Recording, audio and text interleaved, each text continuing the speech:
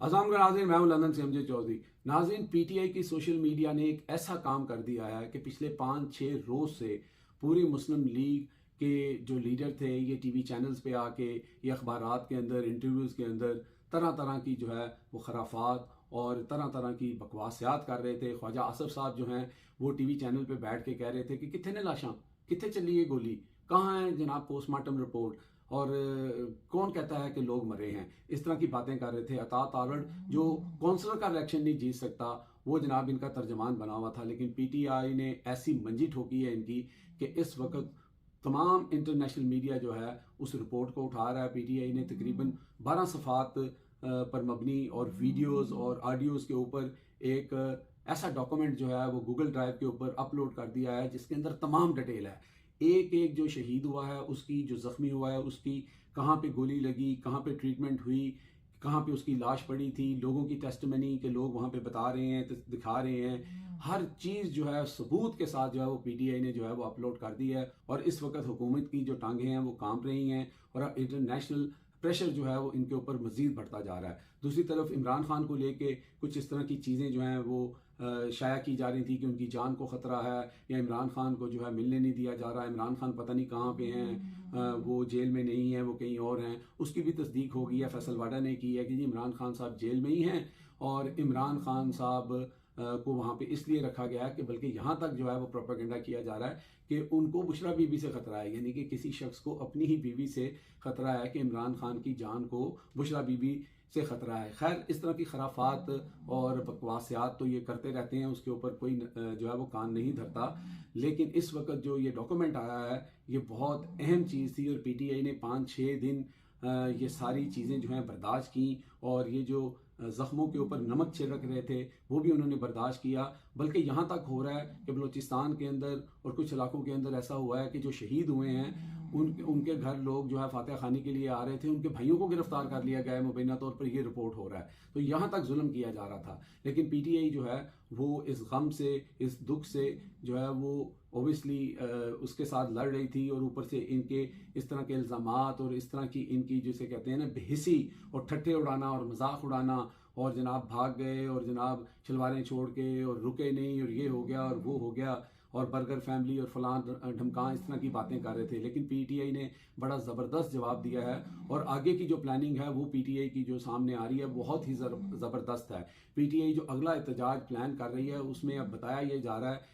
ये भी चीज़ें सामने आ रही हैं कि अब जो पीटीआई का एहतजाज होगा उसमें एहतजाज के अंदर जितने भी लोग होंगे, चाहे वो खैबर पख्तूनख्वा से होंगे, पंजाब से होंगे, सिंध से होंगे, बलूचिस्तान से होंगे, उन सब के हाथ में कुरान पाक का नुस्खा होगा। वो कुरान पाक हाथ में पकड़कर अपने सीने से लगा के निकलेंगे और फिर देखते हैं कि उनके ऊपर कौन गोली चलाता है, क्योंकि फिर कुरान पाक पकड़े हुए लोगों के ऊपर ये कभी गोली नहीं चला सकेंगे। अगर ये उन पर गोली चलाएंगे तो फिर वो एक मजहबी मसला भी बन सकता है और फिर इस मुल्क के अंदर जो बाकी दीगर मजहबी जमातें हैं वो भी पीटीआई के साथ जो है वो मिल जाएंगी। ये ऑस्ट्रेलिया से जो सभी काज़मी हैं उन्होंने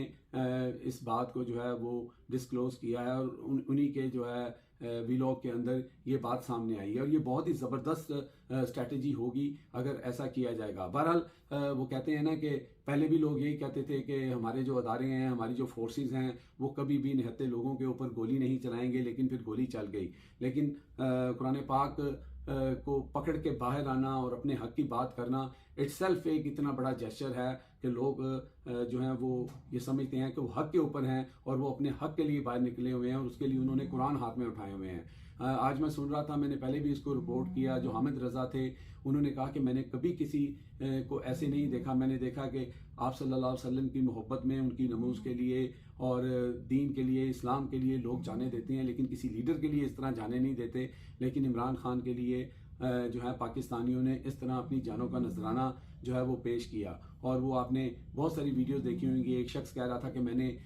खान के लिए, इस मुल्क के लिए अपना खून दिया है, खान साहब हमने अपना वादा पूरा किया और हम आइंदा भी करते रहेंगे। तो इस तरह की बहुत सारी जज्बाती जो चीज़ें हैं लोगों से वाबस्ता वो सामने आई हैं और ये सारी चीज़ें जो हैं, ये सारी वीडियो जो हैं उस गूगल ड्राइव के अंदर, उस डॉक्यूमेंट के अंदर जो है वो रिपोर्ट की गई हैं और ये बहुत बड़ा एक ऐसा सबूत है। बहरहाल इन लोगों का क्या है ये तो उसको भी झुठला देंगे, लेकिन इंटरनेशनल मीडिया इसको बड़ा सीरियसली ले रहा है। इसके अलावा यूरोप के अंदर, ख़ासतौर पे यूके के अंदर, मैनचेस्टर के अंदर और दीगर अमेरिका वगैरह के अंदर अब लोगों ने जो है वो जो टीवी वैन्स होती हैं जिन पे बड़ी बड़ी स्क्रीन होती हैं, उनके ऊपर ये वीडियोस और तस्वीरें और शोहदा की चलानी शुरू कर दी हैं। और वो यहाँ पे जो ओवरसीज़ पाकिस्तानी हैं वो जो है लोगों को अवेयरनेस दे रहे हैं कि पाकिस्तान के साथ या पाकिस्तानियों के साथ किस तरह जुल्म किया गया है और निहत्थे पाकिस्तानियों के साथ बत्तियाँ बुझाकर उनके ऊपर जो है वो फायरिंग की गई है। तो ये सारी चीज़ें आहिस्ता आहिस्ता बढ़ती जा रही हैं। जो लोग ये समझ रहे थे कि पीटीआई जो है वो बैकफुट पे चली जाएगी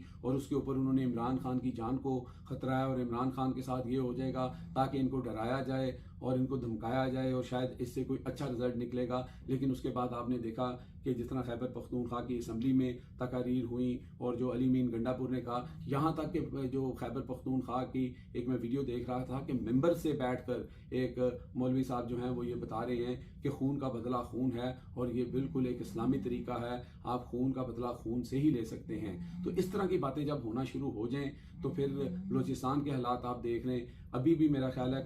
कल के दिन जो है 12 शहादतें बन्नू में हुई हैं हमारी जो अफवाज है उनके जवानों की। तो हालात जो हैं वो हुकूमत के हक में बिल्कुल भी नहीं है। लेकिन हुकूमत इस वक्त चूँकि एक जाली हुकूमत है और मैंडेट चोरी करके आई हुई है और फिर उनको जो लोग उनको सपोर्ट कर रहे हैं शायद उनके बलबूते के ऊपर ये सारा कुछ करके समझती है कि वो कामयाब हो जाएंगे। लेकिन इस तरह की चीज़ों में कभी भी कामयाबी नहीं मिलती। जब नफ़रत इतनी बढ़ जाती है और फिर आप जुल्म करते हैं कि कोई अफसोस करने आए तो उसको खिलाफ भी पर्चा कर देते हैं तो लोगों की नफ़रत में इजाफा होता है। अब तक के लिए इतने ही। देखते रहे मेरा channel hit list by Amjad Chaudhary.